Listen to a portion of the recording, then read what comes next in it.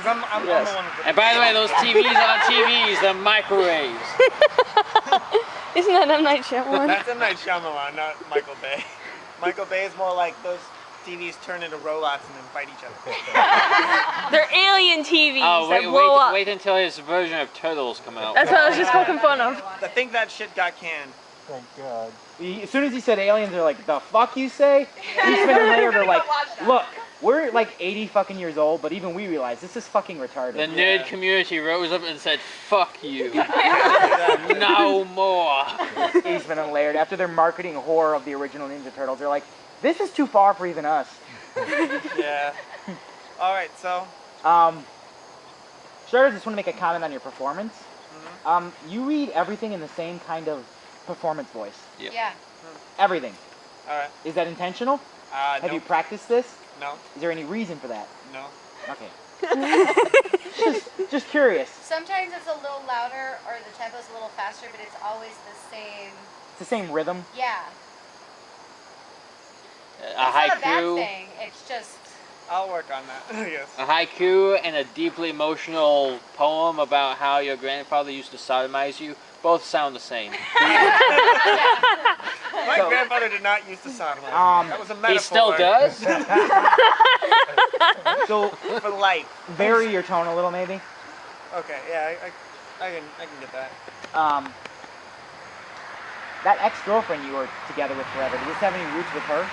Like feelings about her? This actually wasn't from what I remember, this isn't about anyone that I actually knew. Oh, it was it just, can't be that old if it says Facebook. It was a hypothetical situation. Yeah. Okay. I was just curious if the person had her roots in, like, that ex-girlfriend. Not necessarily about her, but the feeling. Yeah, no. Okay.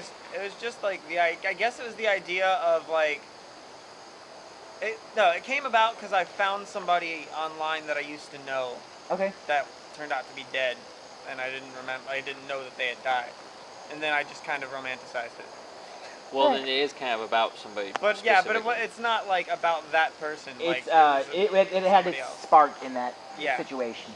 It did That do gave it. you the idea. Yeah. Okay. I like the ending. Yeah. Fuck. Yeah, I like that. That's good. My favorite part is when, you know, just for the fun of it, I look to see what people are posting on your Facebook. It's my favorite part. You go there, you just happen to stumble upon the person. Just like, you know what, I don't really care what's going on in their lives, but I'll send a friend request, fuck it, why not? But you know what, I'm bored as shit, I'm just going to be looking at memes, why not see what other people are posting, because, you know, I got no social life and I'm nosy. And then you're like, oh shit, I'm such a dick. Exactly. That's a good Facebook post poem right there. At the very end, I completely could picture you, especially when you said, fuck. All I could picture was you in front of the computer. That would be your exact response. That's what I found amusing about the whole thing.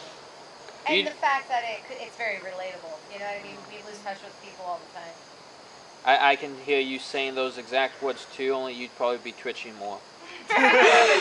Other than that, yeah. Anthony, anything? Well, I thought it was interesting because it wasn't based on a real person, because I thought it was a real person, because the truth is always in the details. So even a lie can sound like it's true. So I mean, you made me believe that it was an actual person with very detailed The ice cream things, the ice cream cone, the picture, just stuff like that. That was good. Actually, I had a little mental movie going. Right. Alrighty. You ever consider taking one of your short poems and making it into a short, like, film? Like a performance? No. Maybe you I've never consider it. considered It could be a YouTube channel, and you have small, like, 5-minute videos out of your short pieces. Oh, and just like you hear the words, but it'd be like Or a story, yeah, or it could be a story with the dialogue of the lyrics of the poem. You know? Show a picture of these two kids you could find anywhere. Something like that. Yeah, I think you could easily do that and probably do a pretty good job of it. Yeah, probably. I think this one I could do that with easily. I was just kind of shocked that I was like, oh wow, this is something I didn't know I wrote. Like, It can't be that old, it mentions Facebook. How old It's is 2010. Facebook? Yeah. So it's not that old. I wrote it in 2010 and I don't remember writing it. Maybe you were drunk when you wrote I it. was just about to say the same thing. Were you drunk? He came up with it in a dream and forgot it in another. There's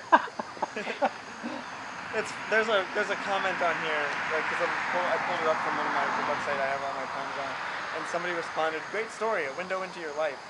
This is not my real life. All right, Amanda. Huh? I loved it. It was great. It's actually happened to me.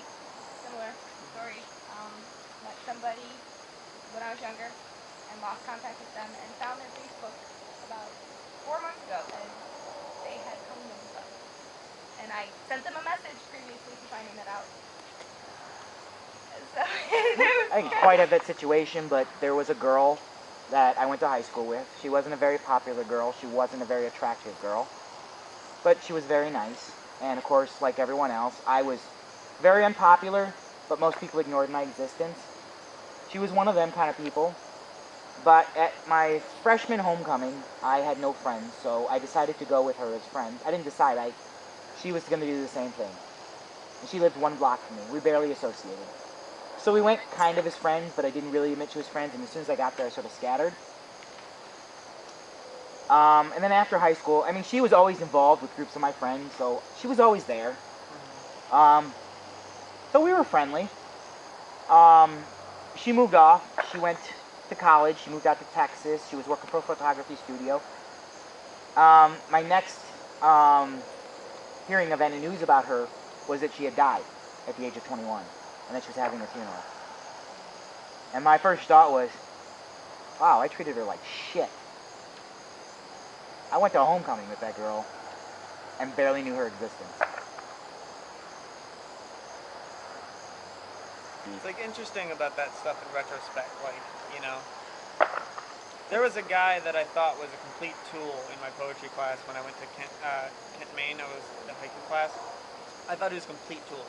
Like, he was creative, but he just seemed like an asshole about it. And I was walking around with you at the art show at the in Tremont, and I talked to that lady, Danielle, whatever her name is. I don't remember her name. I can't remember her name either, but she had that poetry press. Yeah, it right? starts with a D. It's like fucking Debbie or some shit. Danielle? Maybe. Maybe Danielle. Anyway, the point being, I went and saw her, and she mentioned a kid who went to Kent, and said this kid's name by, like, and I remembered who he was. And I remember thinking he was such a prick. Like, and I didn't know if he wrote or anything. I didn't know that if he was good. I just knew that I didn't like him. And she was all like, yeah, he died. And just started going off on, like, because she was really sad and really knew him very well in a personal way. And it was really hurtful for her. And I was thinking the entire time while she was telling me the story that, like, wow, that guy was a dick. Like, I have the same mixed up feelings about my grandmother.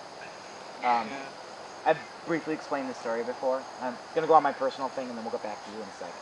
no, we can cut me off. Like, We can't the go off poem's on that already 10-minute done, limit and thing. I kind of want to see other people.